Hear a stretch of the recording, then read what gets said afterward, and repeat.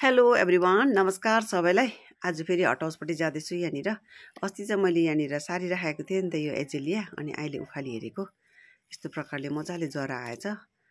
बोटभन्दा ठुलो जरा आएछ, हेर्नुहोस् न कस्तो मजाले जरा आएछ। यो चाहिँ अर्कै भेराइटीको थियो नि त, सानो सानो फुल्ने, एकदमै बेसी फुल्ने भेराइटी।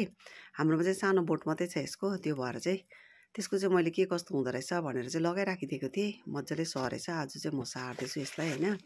उखालिहालेँ, अब सार्नु त पर्यो होइन, रोपी त दिनु पर्यो। त्यो भएर चाहिँ यहाँनिर मल माटो रेडी गरेँ। मल माटो त किन, लिफ मल्ड मात्रै गर्नुपर्छ एजेलियाको लागि चाहिँ, अरू मल लगाउनु हुँदैन भिटेर पनि होइन।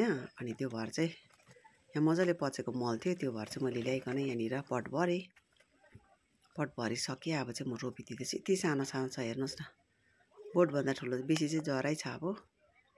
अनि यति बेला रोपेको एजेलिया चाहिँ सर्छ सर्दैन भनेर लाग्थ्यो कि, तर सर्दो रहेछ। लास्ट इयर मजाले सरेको थियो हाम्रो हो।